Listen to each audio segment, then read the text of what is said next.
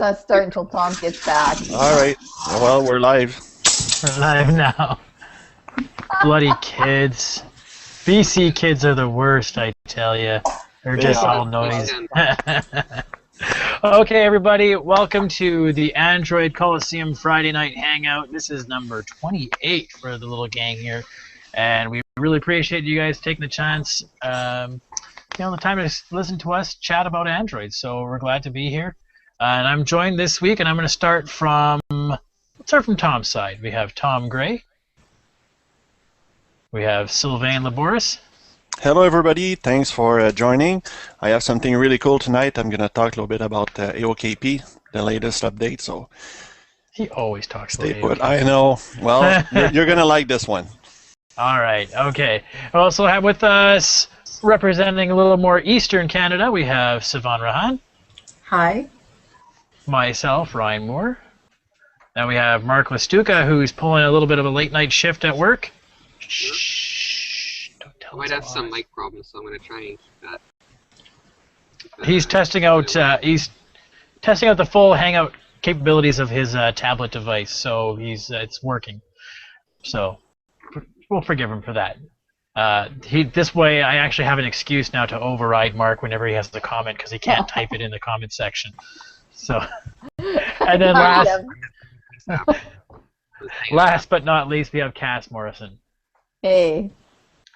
Okay, so everybody, if you're playing the home game, we do have a document on Google Drive that lists out the agenda for tonight. So let's hope that you guys are taking a look at that, and let's go through it topic by topic. Again, if you guys have any conversation things you'd want to add in, yes, maybe we have to make flashcards. We'll have a special, maybe when we hit 50 or something, we'll have a special flashcard edition of the Hangout.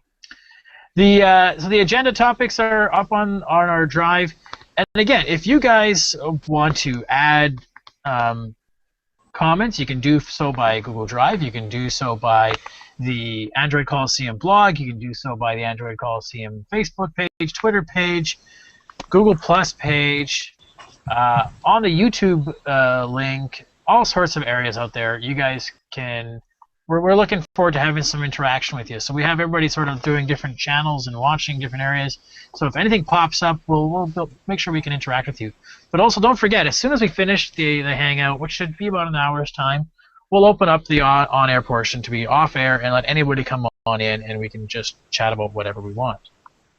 Okay, so on to our first topic. Again, one of my weekly habits out there is I like to do a poll. So I like to find out what is it that makes you guys tick out there in Android land. What's your favorite thing out there? And so this past week, I've asked you guys, how many devices have you had? So let's take a look at that. And let's just ask down across the poll. So Cass, how many Android devices have you had? How many which? Android devices. Oh, sorry. I'm thinking. 7.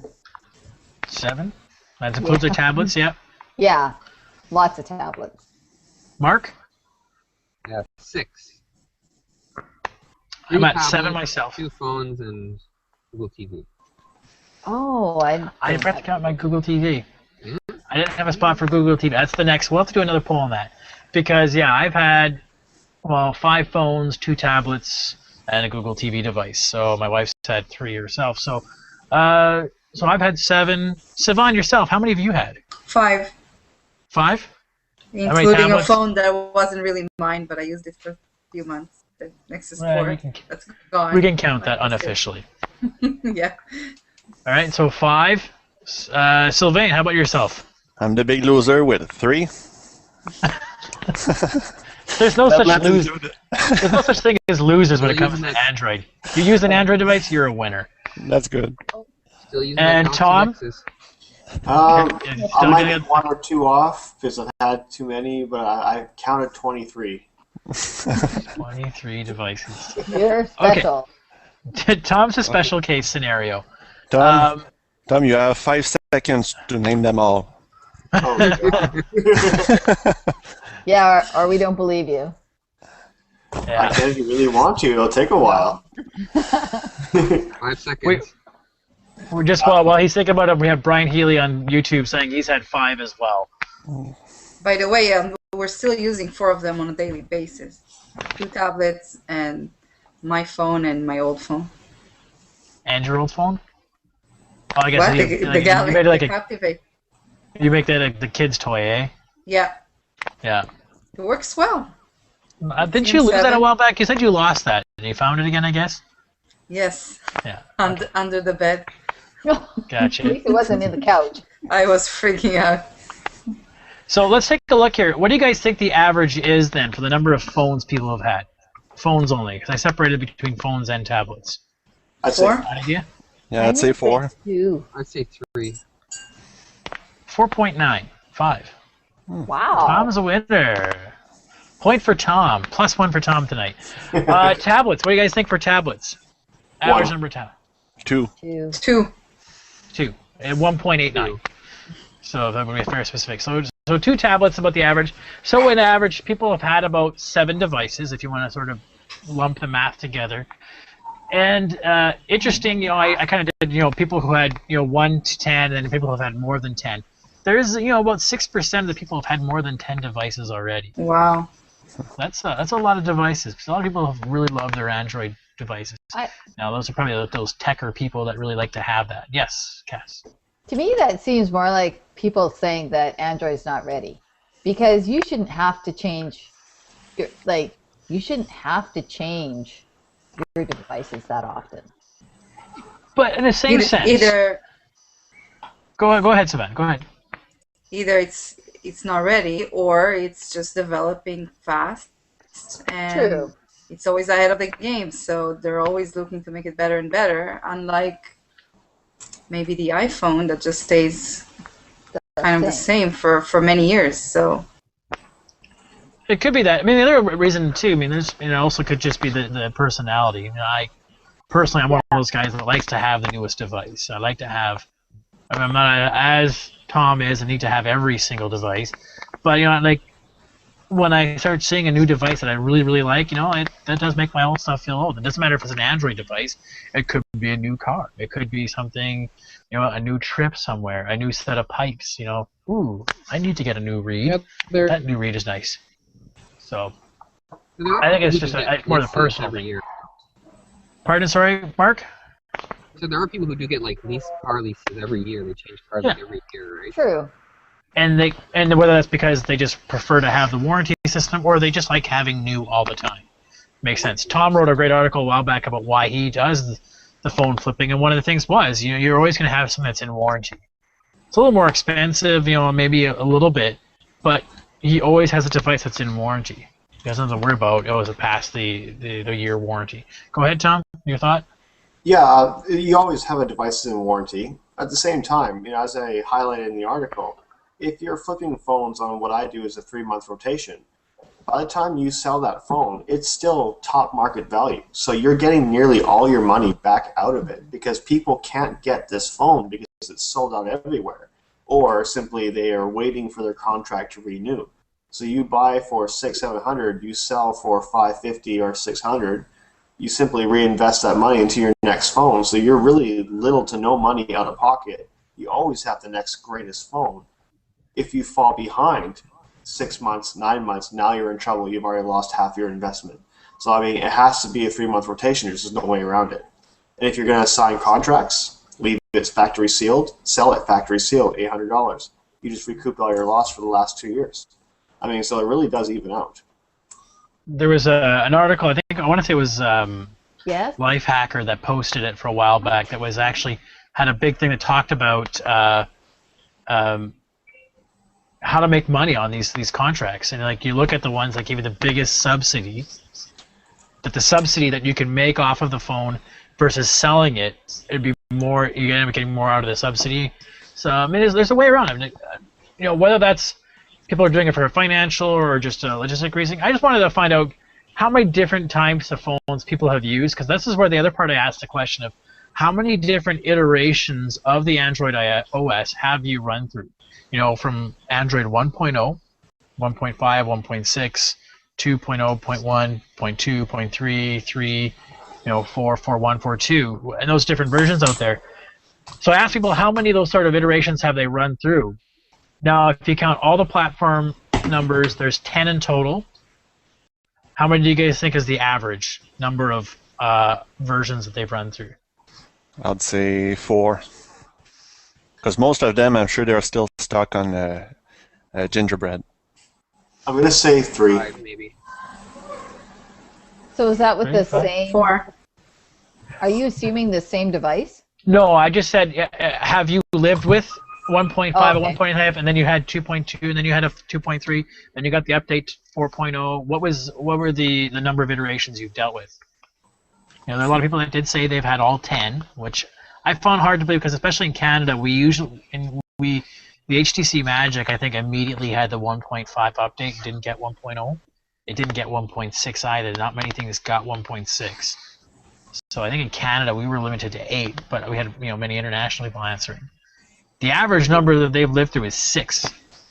Oh, wow. So they've seen 6 different versions of Android for these people that have answered, and we had actually a lot of answers compared to our previous poll. So this is really great to get again an idea of who's really the big heavy users or who's seen a lot of Android versus there are some people that have had 2 devices and have only had 2 versions of Android. Ice cream sandwich and the first iteration of Jelly Bean. So I mean that's good to hear as well that people are just buying in and starting out. But it's also cool to see the veterans out there who've tried them all out. Have had 12 devices and all 10 platform levels. So. Or custom ROMs. I flashed them all. Well, the custom ROMs, that's still based on a platform level, right? It still gets you 2.3, 3.0, 4.1, whatever it might be, right? So we'll have it there. Okay, so let's move it along here. Next thing I want to talk about is one of my favorite cool things I love showing about Android, and I have some family members who just recently bought one, and one of the first things I'm going to show off to them is the fact that they've been using, NFC. How do you tap your phone, share that picture? How do you do that cool thing? One of the obvious things about NFC is talking about payments down the road, and we really want Google Wallet to come here into Canada. Now, one of the things that hasn't happened is, for that to be really come alive. It was a few months back that CIBC and Rogers announced on this certain BlackBerry model that you can make the first payment available through it. But now they just updated their CIBC app to let an Android device do it. I think right now it's just the Galaxy S3, maybe the HTC One X that can do it. So it's still very limited, right? It's still very just CIBC device, people, just Rogers people, certain specific devices. But at least it's Android, and it looks like Bell and RBC are going to be offering that option as well down the road. So it's very selective at the moment, but hopefully down the road we're going to get more, and hopefully people will just eventually just say, well, it's a lot easier just to go with Google Wallet. Why do we have to go another step? Right. Sylvain, I think you had a comment or question there? Yeah, I don't understand why it's so limited. Why is it just CIBC or RBC, and with Bell, why is it not with Kudo? It comes down to deals, right? You know what? Two of the people want to market and advertise and sponsor each other for somebody thing. They don't see the long game. They just want to do a quick deal with each other to make each other get higher, right? You would think, I'm not the economist guy out there that can tell you what's the best theory out there, but I would think the better idea was get everybody to interact. That's fine. Now, Siobhan, you were using Google Wallet with Market Enabler at some of the Tim Hortons. I was. And have you guys still working it? Or? Yes. No, Tell it us, stopped working a few months ago. They got new machines in all the places with the Visa PayWave and everything. And they don't work with the Google Wallet anymore. I was able to set up the app with a card, but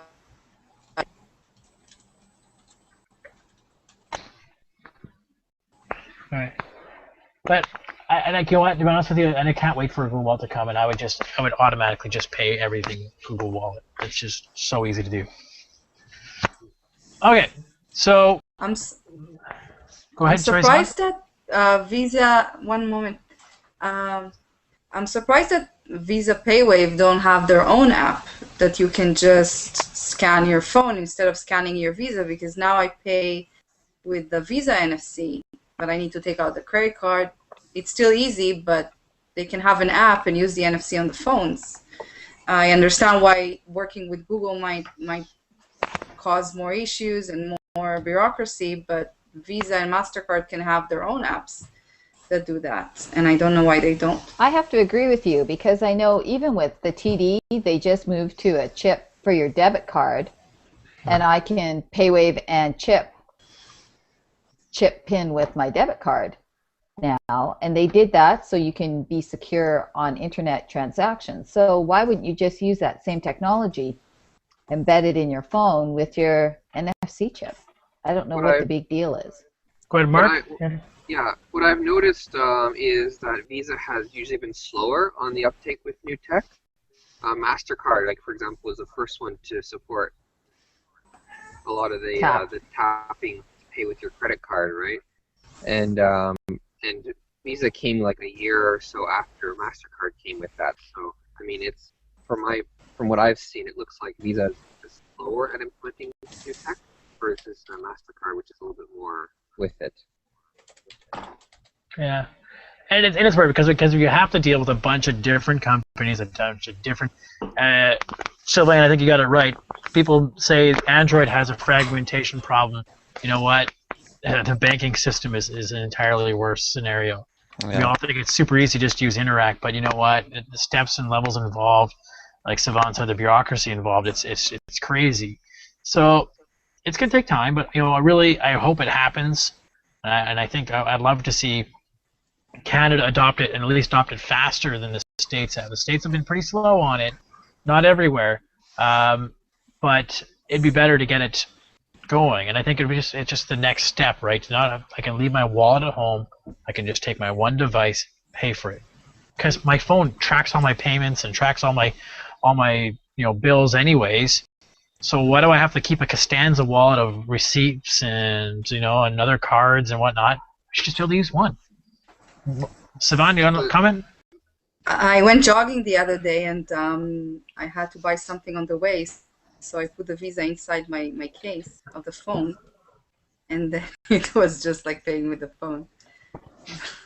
But it kept beeping my phone because it was trying to read the NFC. Yeah, I was gonna say, because every time I put my phone near my wallet, it goes bloop bloop bloop. Nope, nothing. Yeah. Bloop bloop bloop. And I gotta make sure they don't go in the same pocket or whatever. So, okay. So, Mark, last comment. Yeah, I don't think it would work well to just leave your wallet at home. Like, I think you still need stuff like your driver's license.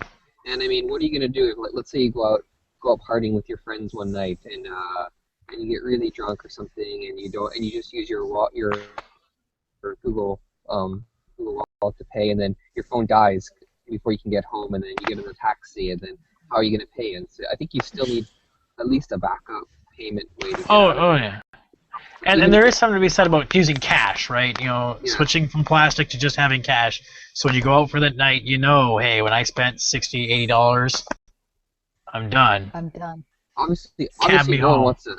Obviously no one wants a Costanza wallet, but you can always get just a small thin thing, just like they have the little one that just carry a few cards and maybe some cash, and that's, I mean, if you can go to that works the best because it hardly takes any space.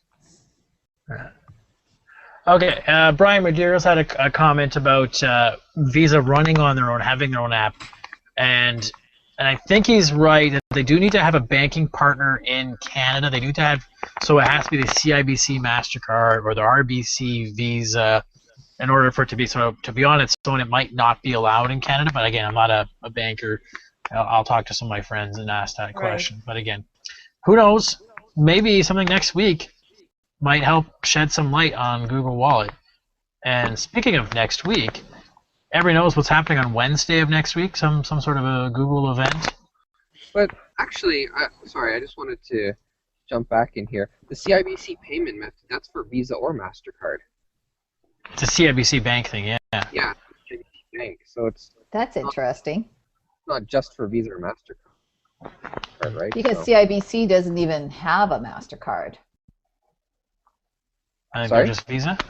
Yeah, CIBC. We agreed has it's a Visa. mess. Yeah, It is, but they do have a it's gotta MasterCard be. too. I'm looking at the list of the supported cards, and it's Aerogold Visa, Aerogold Visa Infinity, Visa for Business, Aventura MasterCard, Aventura World. So they're both. So Okay. sorry to just jump back, but I just noticed No. that. So All right. So moving forward. So next week, this Wednesday coming up, and just 5-6 days or whatever, we're gonna have Google I/O. So Google I/O is the Google event to talk about app development, looking at all sorts of cool things that's happening in the realm of Google. So obviously being an Android group here, we're really interested in what they're going to talk about Android. So what are the predictions and the rumors? And you guys know me, I hate rumors, I hate gossip, I only like facts. But let's just take a second and let's conjecture, right? So last year at Google I/O, we got to see the Nexus 7. I think this is when the Nexus 7 came out. We got to see the Google Cube, or Nexus Cube. We got to see the Chromebox. We got to see the first glimpse at Google Glass, right? What else was it? What else were they releasing? I think some features like what was it? The Google Messaging Cloud and certain things like that were coming out. it wasn't the Cube. It was the Nexus. It was a Cube, Nexus Cube. Cube. Yeah. Yeah. The Cube. The round thing. The round thing. I really would have bought one. I would have loved to have that. So when we look at this year, what are the possible things that we think are going to come out? There's a lot of rumor and people really speculating a new Nexus 7. And if you really want to look at some of the specs out there, it's almost. I can't see why it wouldn't release a new Nexus 7. Anyone want to make a quick conjecture on what there might be in the Nexus 7? I mean, we saw, those of you who read the article saw some specs come out. But what are some of the things they might see about it, they might like about it? Not as heavy, I don't know. Less weight? I kind of agree with some of the rumors or what's going around. I think I don't normally like rumors either, but I think they're pretty close when they say the S4 Pro, because it's going to be a budget tablet. That's what they want to go for. They want to keep the price down. So they're not going to put in the Tegra 4 or one of the Snapdragon 600, 800. They're going to put in the cheaper one, but still the quality, the S4 Pro. I think you're going to see that one with 2 gigs of RAM in there. And you're probably going to see an HD screen, because obviously you're not going to keep the same screen. You're putting both with 1080p screens in them, so. I mean, I think the bigger announcement we're looking for this one is going to be what's going to come out of the next iteration of Android. I mean, hardware-wise, there's not going to be much of a big feature spec or show that's going to come out. I don't think. I think where they need to they're going to show what the new version of Android is going to be, whether it's 4.3 or whether it's 5.0, whatever you want to call it. Whether it's going to be still 4.3 Jelly Bean. I think that's the stuff that they're going to have to show off. So maybe some new UI feature, maybe some new way to pull things together. And one of the things we talked about before was going to be Google Babel, right? Babel. Maybe there's going to be some sort of because of the way maybe the new conglomerate of messaging app, there's going to be some sort of thing that ties into the full Android experience. So, I mean, a Nexus 5, Savant, I don't think so. I think because the Nexus 4 didn't come out until later on, right? So Right. its timetable probably is a little bit Too longer. early, yeah. So, but yeah, I mean, there's going to be, I think the biggest thing they're going to talk about is the next version of Android, whether you want to call it 4.3 or 5.0, and what's going to come on that. And then that will lead you into, well, here's the Nexus 7. It's not much different from the previous version. It's got a spec bump. It's got a resolution bump, but it's going to integrate these new features we just showed you about Android 4.3 or 5.0. We talked about other devices. There was a Chromebox last year. Maybe this year, like Tom just talked about, a new watch. Is watch going to take off? Right? So Tom, you had the watch. You liked it. Your thoughts on that, Tom? Yeah, I mean, watches are going kind of crazy on the market now. Like they were released a while ago, and no one really cared. And all of a sudden, they exploded for some reason. I'm not sure what kind of brought this on, but in terms of speaking of Android operating systems, what if Google might actually tailor an operating system just for the watch, kind of make their own little branding rather than saying, oh, this watch has 1.6 on it. Why not have their own, kind of make it unique, kind of have a Nexus watch stand out and not just piggyback off an existing OS, but have one made specifically for it to make it run properly, right? I really do that's what I wonder. I wonder because, I mean, we already hear enough bad news about how Android is splintered and fragmented as it is. My dream was that we're going to have Chrome OS bring it in together with Android in some manner. That rumor's kind of been quashed in the past while. To have another device OS, because we already know Google Glass operates off of 4.1 or whatever. So I think we're going to see the accessories run the same as the other devices. At least I think it should be the same. Mark, I agree. The same theory? as Google TV. I think Google TV is the other thing. It's got to pull itself together and come in line with the rest. Yeah. Yeah, I think I don't think we're going to necessarily see a watch because we've seen patents come out, and the patents have just been recently. So I don't think they're usually probably pretty early in the development cycle of the Google Watch.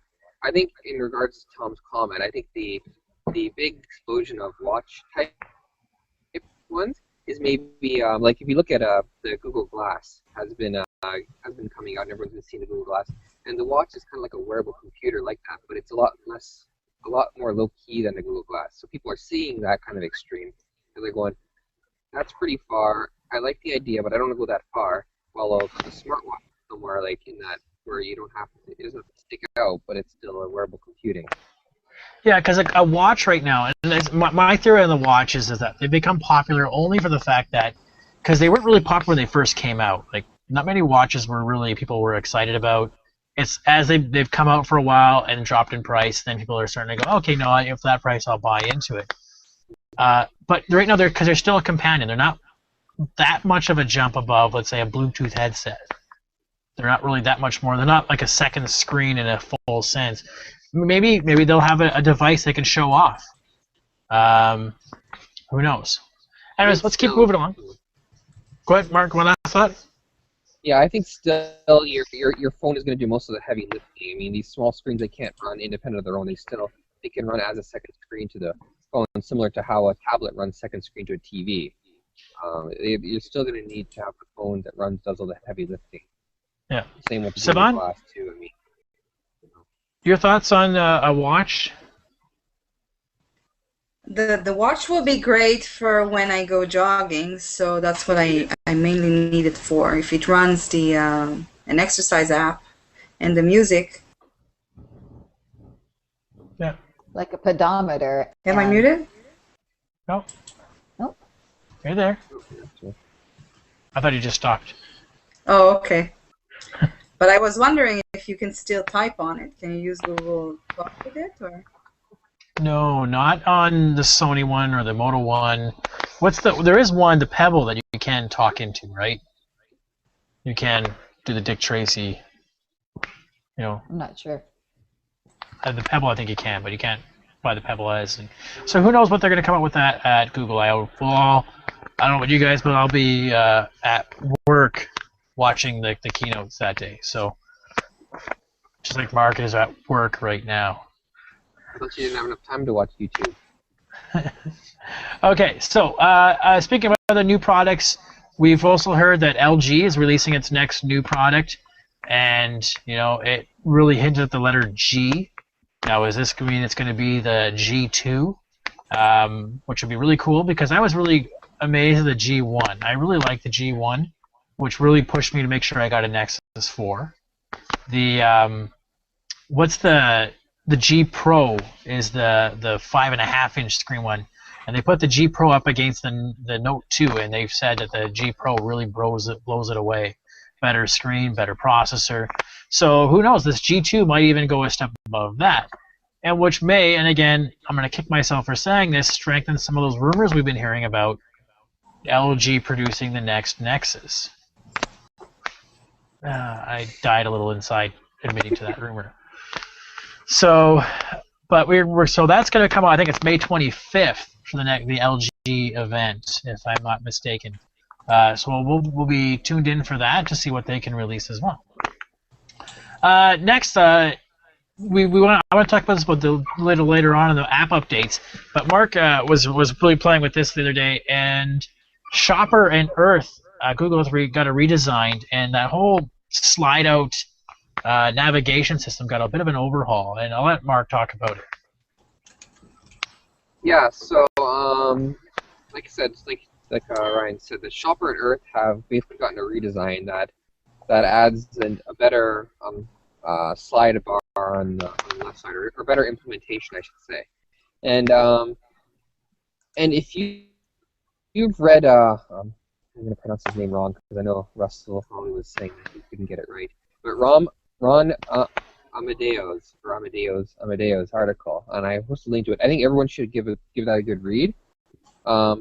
It shows how Google has a policy on how to design, the Hollow app, but even with their own apps, they're very inconsistent with it. They don't follow a lot of their rules. If you use a different app, the YouTube app versus Google Plus app, they all are implemented very differently, especially the way the sliding is used.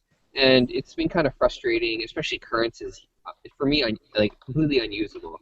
But if you actually give Shopper, and just give it a try, even if you don't use Shopper, I know in Canada we don't get this work, or Google Earth, give it a try, and you just see I think that they really figured out how to use a sliding gesture. It works just really well now, and I hope to see them start to implement that. And that's what I hope to see with Google I/O, them announcing redesigns of all their apps that fall in line with the way they do it here, just because it's much more consistent and much more seamless. Well, and I think it's true because, that might tie in well with the timing, because in the past week I've seen a lot of the Android or the Google Android apps update recently. A lot of little mini features added up, changed. Translate had its new thing. So maybe they're prepping all these little apps. They have these little small prep updates to actually change and get ready for this new feature. And just to give you guys an idea, I don't know if you guys can see this so well, but here's Google Earth and how it works. And it just it's a nice slow transition, depending on your speed. But it's nice that it brings it out, and it's just very easy to go through. It doesn't block or totally walk out like the old side shade windows, but it works pretty well. And it's also implemented well with if you're actually moving around horizontally in all directions of Google Earth. You have to actually specifically slide from the edge of your phone out to actually get to the sliding menu, so that it doesn't get confused between actually manipulating the user or the user interface or whatever, like the Earth in this case. Now, if that interferes though with people who want to use the pie gesture, that'd be interesting to see how that goes. Yeah, I think you just have to, if you're using pie, you'd have to turn it off on the left side, because the sliding is always on the left side, so you have to turn the pie controls off on the left. So, anyways, it'll be interesting. Just to go go back, customization. Yeah.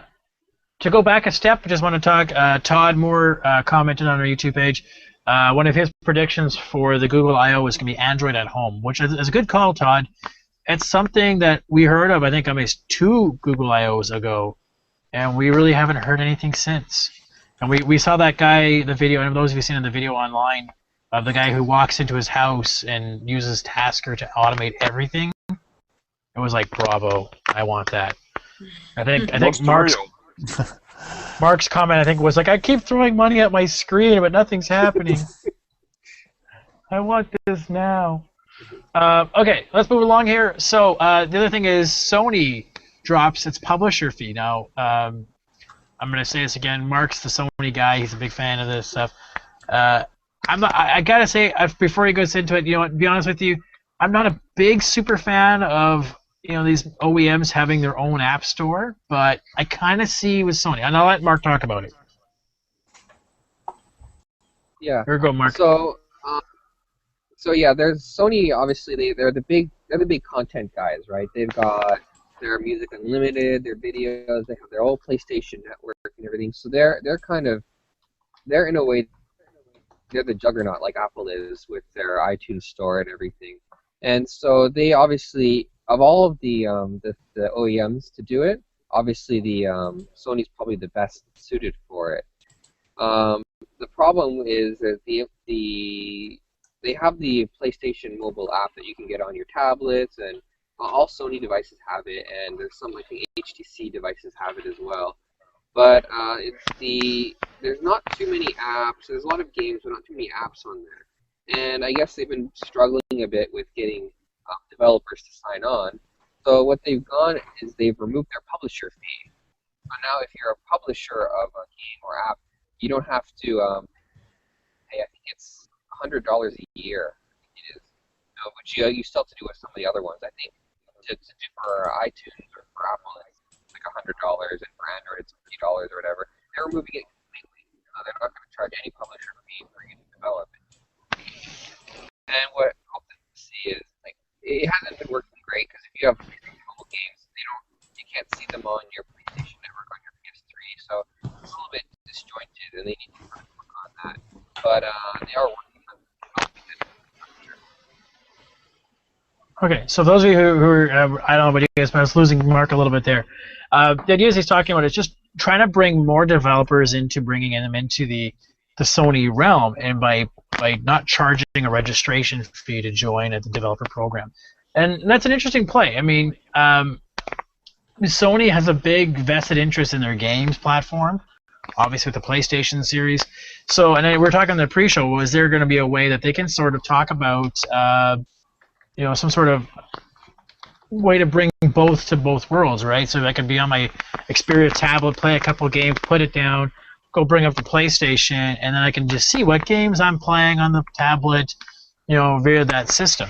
And that brings me to another thought we didn't chat about in the Google I/O was, remember they did hire a games guy for Google recently. Will there be a game center for Google?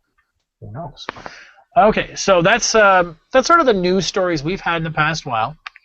Again, if there's anything you guys think we're missing, by all means, comment away. Let us know. Oh, Cass has a comment. Sorry. Yeah.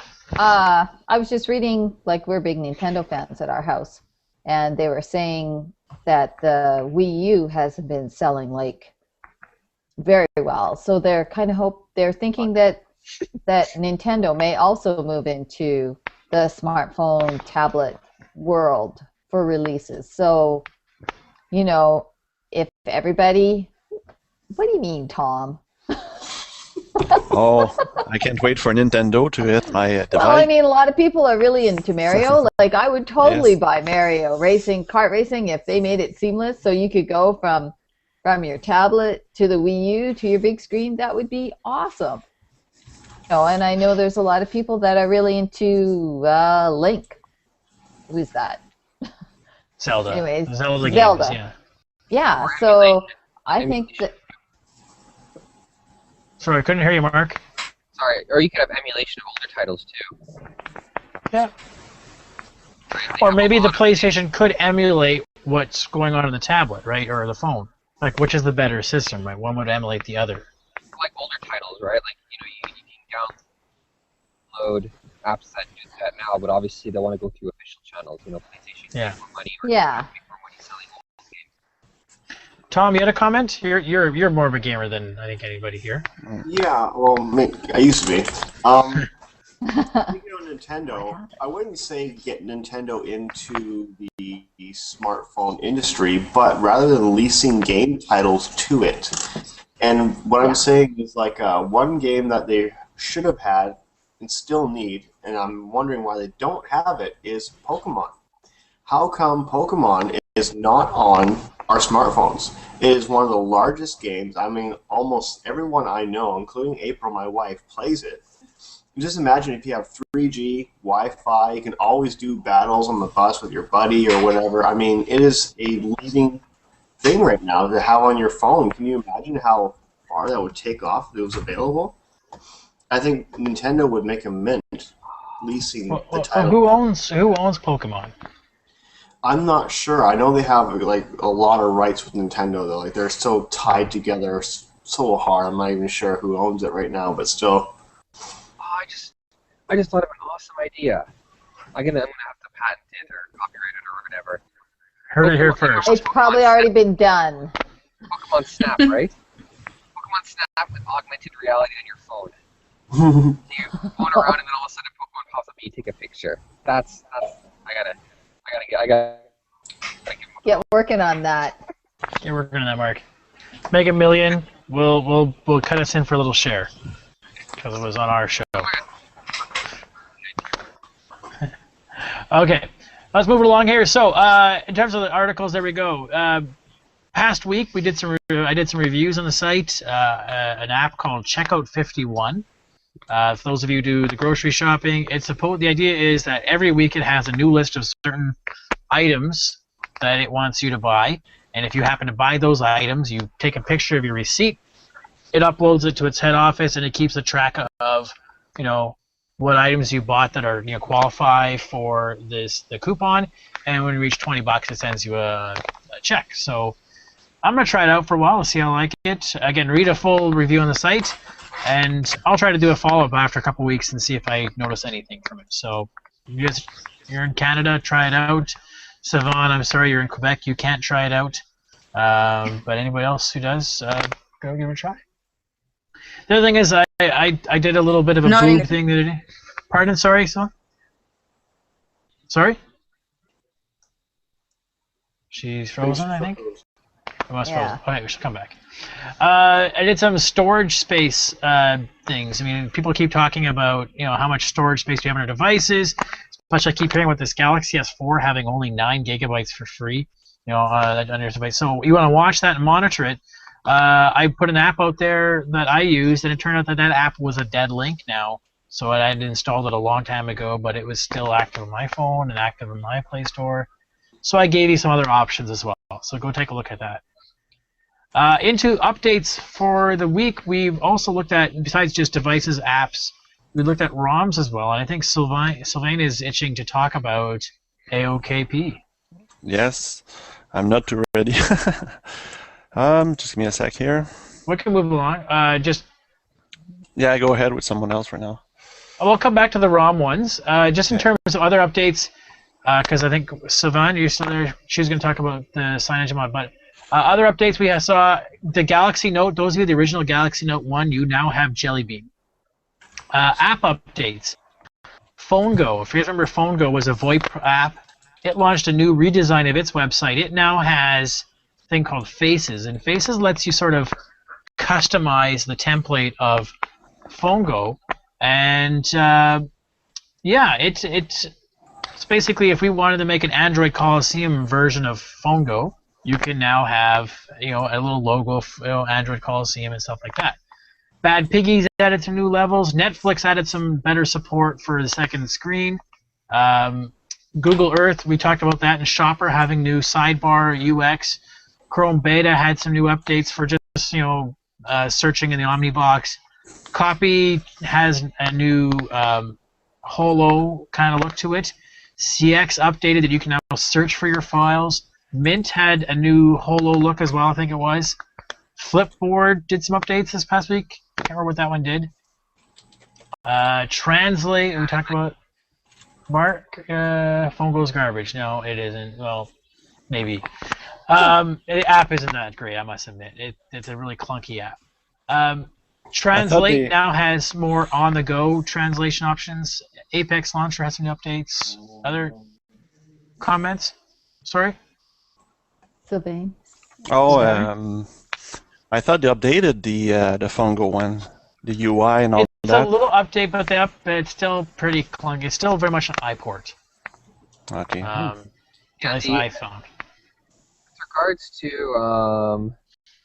Flipboard, they updated Flipboard to version 2, which adds support for magazines now. Which is, I think, and you can create magazines for people, right?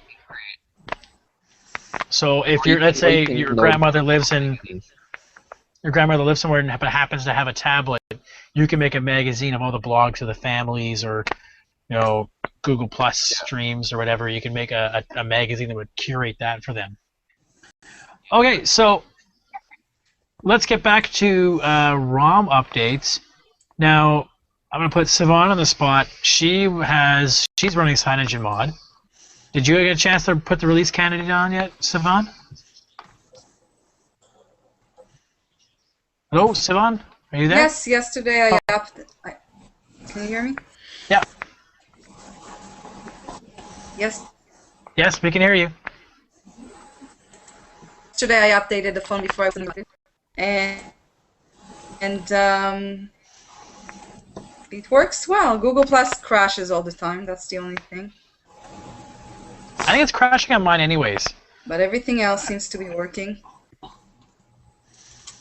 Cool. But with the nightlies, I had a lot of problems with the UI crashing, and at least that's fixed. So I have it since yesterday, so I didn't notice anything really different, but everything seems to work, and I'm happy with it. Now, were you a nightlies person before, or were you waiting for the M's or the release candidates? Yeah, I was updating once a week because of the UI problem. The UI was crashing all the time, so I was waiting for the nightly that will fix it, and then it was fixed, but I continued updating, and until now. Cool. Okay, so those of you that are looking for a very stable version of CyanogenMod 10.1, the RC is now available for just about most devices now. And so Google then Plus over is to the other crashing for side, everybody, or? I notice it now and again. You know, if I got a lot of notification updates to go through, now and again I notice mine, it'll just pause and then crash. Right. Like maybe once, twice a day at most. So that's just me. Maybe that's just me. Okay, so Sylvain, the other side of the AOSP coin, the other big contender, the AOKP. You have a new feature. You showed us some cool stuff last week. What is this week going to show off? Okay, this week it's the continuation. They added something to the ribbons. So remember, when I just swipe here on the left or the right, it shows a ribbon. And they added a new feature. And I didn't really know how it works or how to trigger it. And at some point, I don't know what I did, but it kind of went like this on my screen. And I'm like, oh no, there's a bug. I don't want to go back to the older version. So what happened is that now you can just, let's say I'm in an app right now. I don't have access to my app drawer. So I just long press onto my ribbon, and there it is. And I can scroll through all my apps, and I can just close it here at the bottom. So if I go back into my settings, I can adjust the opacity, and that's what makes it really nice. Now I long press, you see the handles on the left and right. If I long press on it, of course it's not going to do it. Oh, I think I need to get out of ribbon. Okay, get out of the settings. Yeah, save the setting. So the UI just crashed. Well, it's still they're still working on it. Yeah. So I'll. There it is. My app drawer, fully black. That's awesome. And at the bottom, when you're done, you can just close it if you need. So that's what I wanted to show. Really cool feature, and they're saying that they're going to add something really big coming soon. So I'll let you know. Cool. It makes me, like, when I want to buy my the HTC One, it makes me really want to keep my Nexus 4 just to test out other ROMs and play around with. Because there's a lot out there that are starting to get a little more mature, like AOKP, Paranoid Android, MIUI. Those ones are kind of getting kind of cool out there. Okay, so that is all sort of our news, reviews, and update topics. And now it comes to the portion of the evening that I always like to do, is this is our App Coliseum. So App Coliseum is a chance for us to bring all our apps together and we show off what we like the best, right? We bring them down and we say, this is what I really like, this is really cool this week for me. I hope you guys like it as well, because that's the cool thing about Android. There's many options to the same way to do something, and maybe I'm not doing the best one. Maybe I need a different app to try something out. You never know. Maybe Twitter isn't the best Twitter app. Maybe it's Falcon Pro. Maybe it's, but there's so many different options. So today we're going to do some free-for-all apps and just kind of show you what we've been playing with. Now, the past couple weeks we've been doing a bit of a contest with the guys here and just saying +1 or like or retweet the App Coliseum that you think is the best of the week that you liked, or not the best, but you really liked or whatever. And so what I did is I went through and I counted up how many each of them got, and last week it was a tie. So the week before was, I think, Tom won the week before that, and this week it's now a tie. So last week Cass and Mark tied with Cass showing off, what was it, Mighty Text, and Mark showing off his hack sync. So let's see who can win this week. Will it be another tie? Will Cass separate and become the new, clear winner? Will Tom regain his title? Let's take a look. So let's start with Cass, seeing as she was a winner last week. Cass, go ahead. One of the winners. So my app for tonight is Glovebox. I really like having one screen.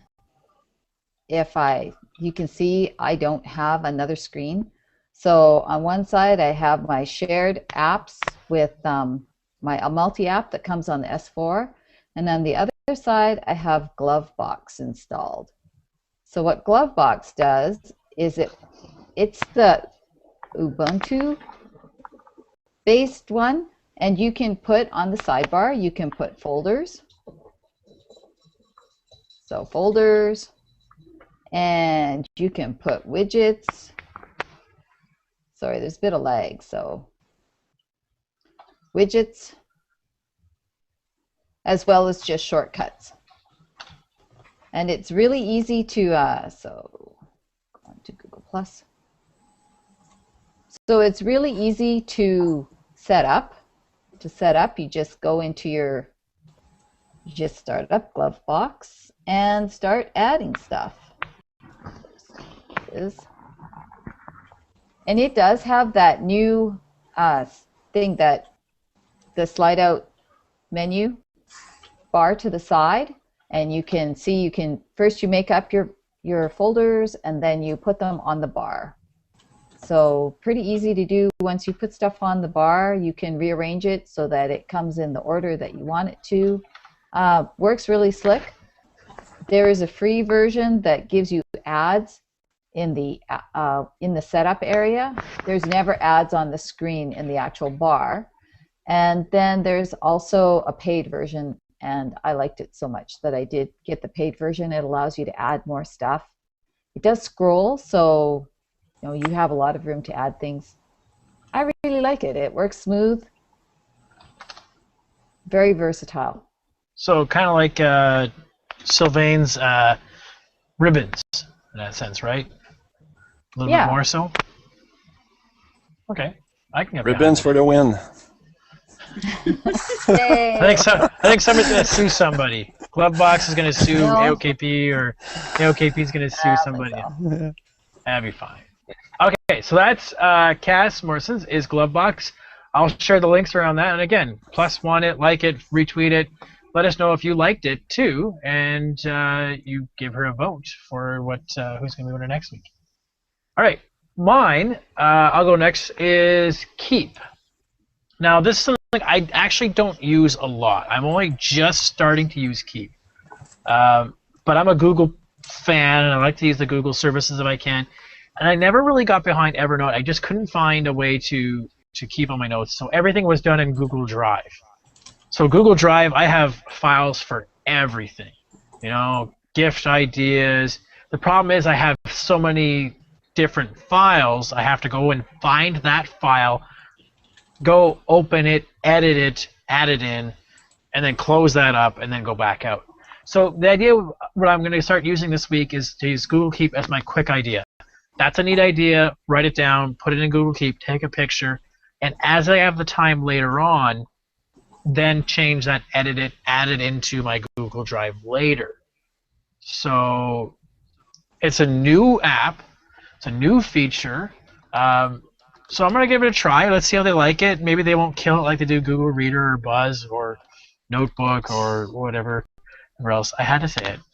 But it is neat, and I do like the widget. I do must say the widget is very nice. So mine is Google Keep. If you haven't seen it already, you live under a rock for Google Microsoft lately. So mine's Google Keep. I'll share the link and everything in a second here. As we go on to next is going to be Mark. So my app. I don't think there's any phone numbers here, so I'm good. The app that I'm going to do is called Sliding Messaging, and I got the free one. I haven't got the paid one yet. But Sliding Messaging Pro, I think they call it. This app is actually it's a replacer for your text messaging or SMS app, and so and it works just over top of it. It runs really great. There's a lot of different customization options you can do. So the base one here I'm going to show you, it runs the Hollow theme. So over here there's a list of the messages that are happening. And if I click a message, it slides out. And I can also scroll through a bunch of all different messages. And then if I do the same thing, if I slide it, no matter what message I'm in, it pulls in all those ones. And I can jump to any messaging. You can go into settings, and that's one option. It's kind of like the SMS. You can choose different color themes. So you can go light theme, dark theme, pitch black theme for Tom, dark blue theme, light green theme. So a bunch of different themes that you can put in there. It also has two different kind of layouts. It has that one layout that we were looking at, and it has a card layout. The card layout looks something like this. So it's kind of goes with the Google Now kind of look, where now it's a bunch of different cards, and then you use the card, and then it opens up the card there. And it's kind of set up all that way. And this one looks really nice too. I still prefer the Hollow theme. The card theme also has two cards. There should be a color version.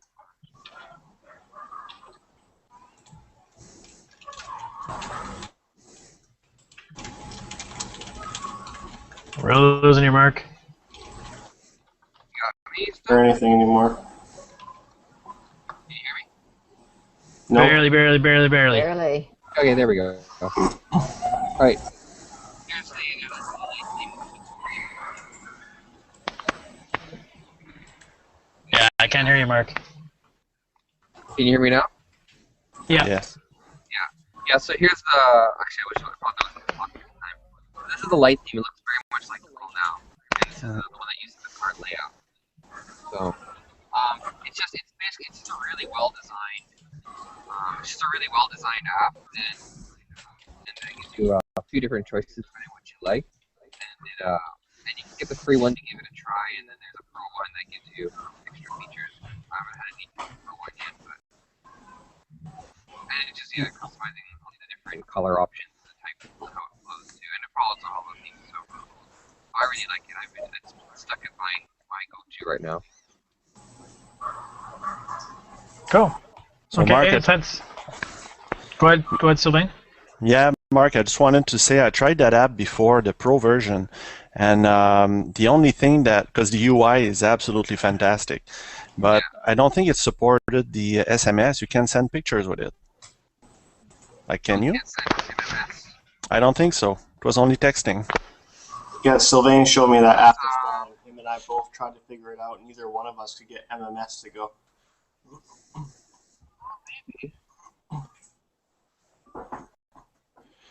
Other than that, the app is really nice. I agree. Yeah. I'll even give you a +1. Yeah, I will too. Oh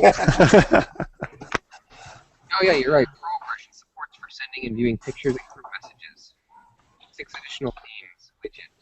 So yeah, you get the Pro and you get a bunch of stuff, including MMS.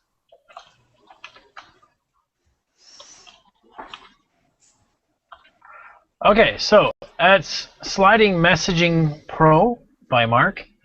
Again, give him a +1 if you like that idea. Anyways, let's move along. Let's do Sivan. Let's hear yours. Yeah, my app is Text Plus. I use it mainly to text friends that don't have data and use mainly text, like SMS, because I don't have a text plan. So the app lets you text, it gives you a new phone number, and then it lets you text for free with people that are not on data. So when you look in the Play Store, they try to sell it mostly as an app to use to call other people. So it's very cheap, and you can use it as a kind of a calling card, and that's how they try to sell it. I use it mainly just to text. But if you have friends that have the same app and you call them, it's free. So people that travel a lot can have, if the family has it, the calling is free. Now the app is a little bit slow, and it has ads, and only now I saw that they finally have a paid version, which I will buy because I use it on a daily basis. So I'm excited about that, and I hope that it will be a bit faster without the ads, because it's quite annoying. A good thing about the app is that they have pop-up notifications. So even if you're in another app, it will pop up with the message, and it slides.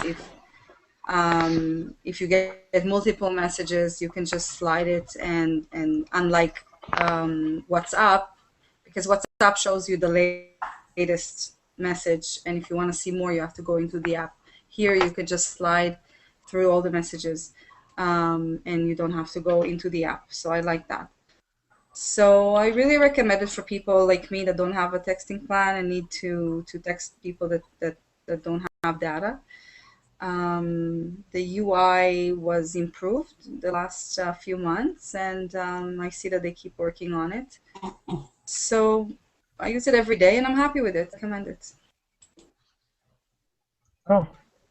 So it's a second text messaging app this week. All right. So on to Sylvain. What's Sylvain say? So you got another text messaging app this week? What's Sylvain's got to show us? No, no text messaging. TuneIn. I think everybody bought that app when it went on sale in the Google Play Store for 25 cents. But anyway, it's always installed on my phone, and the latest update, which is maybe a month ago, is really awesome. Because, I'm just going to show quickly, they now added a live tab. So you can see I have different categories, metal, rock, and it just changed to Iron Maiden. It's showing different stations, so you can choose what you want to listen to with the cover, which is awesome. I added something new, electronic music, and you can add categories. They have all the categories, 60s, 70s, 80s, name it, they have it. So anyway, pretty good. I like it. You need data though, or Wi-Fi. So that's my app. Cool. I'm seeing that a lot, and actually I missed buying that in the 10-cent sale, but it looks pretty cool. I know it's funny watching my father-in-law, who's got a tablet now, and he actually has the TuneIn radio app up while watching the hockey game as a way to sort of get two games at once. Anyway, so his is TuneIn Radio, the Pro version, which I think is $5. A little heavy expensive, but again, if you bought it when it was free, then you scored. Or 10 cents, sorry. All right, so last but not least, Tom. I think Tom's got some fancy stuff to show up this week. He really wants to win. Ooh, fancy. I'm actually glad Sylvain did a TuneIn Radio because I'm doing one from the other side. So mine is called SoundHound. And all like Shazam, which is a more well-known, it will identify your music.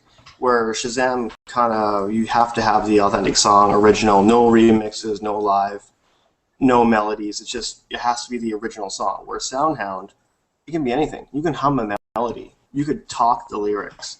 You could do a live concert. And to test, I'm actually going to sing to it right now. So don't laugh at me, okay? Too bad. Drove downtown Marine Way, 9:30 on a Tuesday night, just to check out the late night record shop. kind of impulsive, I'm kind of compulsive, I'm kind of insane. Alright, that's it. That's all lets me go. Loading. There you go. That number 1 is the top song that I was just singing right up there. So with my shitty voice, my lack of tone, it found my song. So that's... Now, did it find the Bare Naked Ladies version? Yeah, Bare Naked Ladies, Brian Wilson. That was the song I was singing. I was thinking of a different tune. Sorry, I was thinking of a different tune. And I'm not going to demonstrate this here as it will take too long, but if you don't know the words, you can just, again, hum the melody. And if it kind of goes, you can see this is the one it is. And here's a couple down here going, it might be one of these as well. So it kind of gives you YouTube links and a audio soundbite sample. Click on it. No, that's not it. Next one. Oh, there you go. So from the other side of Sylvain's spectrum, he's got the music. I'm identifying that music. So that is SoundHound. This is the Pro Unlimited version. There is a free version as well, but I believe you're limited to X amount of searches per week or month. I'm not sure how they do that. Either way, who wants free? Go Pro or go home. That's SoundHound. Hey, Tom, the thing you forgot is if you listen to it, if you show it on the radio, it also does the lyrics on a lot of the songs. So if you're just dying to sing along, hold it up, hear it, and then you can sing along because it shows the lyrics. I didn't know. And it scrolls them as it's playing. Oh, I need that app because I'm awful with lyrics. Thank you very much for that. I did not know that. I use that as my app to, as I'm driving in the car or we're doing something like, flicking channels. Like, oh, I'm gonna go get that song. I'm gonna go download it. I'll SoundHound it, right? I'll know what the song is, but it's my note to myself to later go download that because I'll go in my SoundHound and go, oh yeah, I really want to get that song downloaded. I'll go find it now. Because it's my way to go like, oh, I love that song. I can't remember. Because we were at a friend's house once and we were watching Much Music and they had some retro, the 1986 day or something like that. And it was like, oh, all these great stuff. I'm just SoundHounding them all to make sure I download them later. Savant, your comment? I used Shazam, and I did try SoundHound when it went on sale one time. And I didn't like it as much, but you convinced me to try it again. I'm glad. It's pretty cool. It's pretty cool how easy is it in the car, for example? When I drive, Shazam is very easy because it's one button. I click the app. SoundHound. It widgets on there, and you just press the orange button, and it listens. This is the main screen. One giant button. Well, I have the widget, and it's a one orange button. And does it do the same as Shazam? It keeps the list of your songs and does it link you to YouTube like Shazam and lets you it gives share you YouTube links.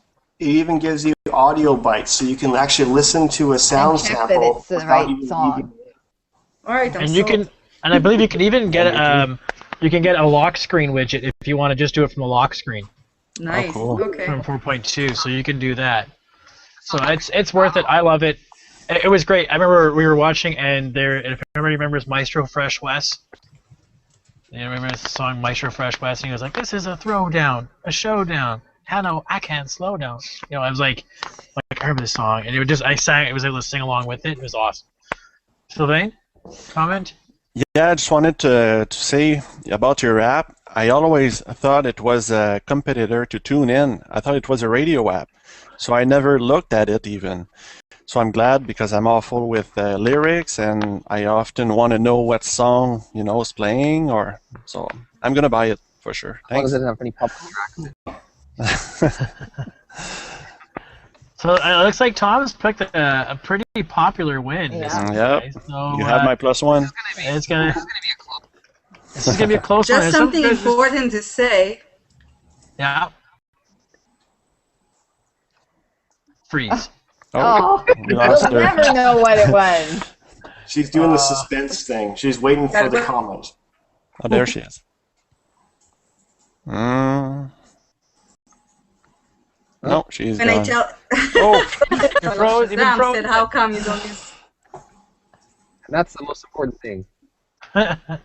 Go ahead, Savant, say it again. We kind of your thing was booping around there, so give it a try again. Okay, I'll start over. All right. Whenever I tell people I like Shazam, they said, how come you don't use the Google one? Oh, They're just rubbing it in, aren't they? So here's listen. But in Canada, it doesn't take you anywhere because you can't buy the music. You can't buy the music, and its list of music is a much smaller database than what SoundHound has access to. I've had a couple times where I've tried SoundHound and then I've tried Google Ears. Google Ears is just not picking the song, whereas SoundHound has no problem and does so in a shorter period of time. So SoundHound, clear. I think in terms of competitor against Shazam and Google Ears, I think SoundHound is it. So I think this might be a clear win for Tom. I mean, it's not fair because I did buy Shazam for like 10 cents. Yeah, me too. I think I bought SoundHound for 10 cents, I think. I think it was a 25-cent sale I bought it for myself. Oh, okay. Yeah, me too. But there's some good stuff out there. I mean, Glovebox, cool way to get at your apps. Google Keep, good way to keep notes. Sliding Message Pro, Text Plus Save. Those of you who text a lot, those are some good options for you. Tune in, radio on the go. My wife loves that app. And SoundHound. Cool stuff. So we'll have to go. I'll be watching this throughout the week, and we'll see how it goes. And again, what I'll do is I'll put a post on the blog on Monday just recapping everybody's picks, and so we can sort of try to get the plus ones around. So let's see how it goes. Other than that, I think that's the end of the show, guys. We are at just a little over an hour. Cool. This one really flew by, but we're still over the hour mark. I think we had a lot of fun, and I really appreciate everybody for tuning in, whether it was live or whether you're catching us sometime in the future. Hello, future viewers. Thanks for tuning in to Android Coliseum. Catch us, Monday through Friday on the blog, androidcoliseum.com. We're very heavily active on our Google Plus stream. Otherwise, catch us on Facebook, Twitter, or as always, Friday Night Hangout. About 11 p.m. Eastern Standard Time, we do this little hangout. Cool technology, this Google stuff, I tell you, eh? Cool stuff. Thanks, everybody, for showing up. And again, thanks to Savant for being our guest panelist this week. I've been trying to bug Savant to write some more articles. She's wrote a couple for the blog in the past. I will. She said she's going to, so we'll hold her to it. Otherwise, I promised her beer at the next Android TO conference. I have a few ideas already, so it's coming. So if she doesn't write, no beers. Okay, so I'll let everybody sound off, starting from Cass. Go on over. So Cass, let's just say goodbyes. Goodbye. Good night. That's a pretty hectic goodbye. Is it all that workout you've been doing with the S Health that you're too tired to? No, I've actually been really motivated with my Fitbit. I think I'm going crazy because I've been hitting 20,000 steps a day, quite a bit. Wow. Oh yeah. Well, you're not bouncing tonight. I noticed that. So. No, I bounced earlier. I caught up on my TV and bounced. Mark, let you say goodbyes. Thanks for watching again. What's the books on the shelves, Mark? Anything exciting to read at your office? Files. Fluid mechanics, fundamentals of engineering thermodynamics, fundamentals of heat mass transfer. Yeah, that's the case. Never mind. Fine. Never mind. I'll let you get back to your work.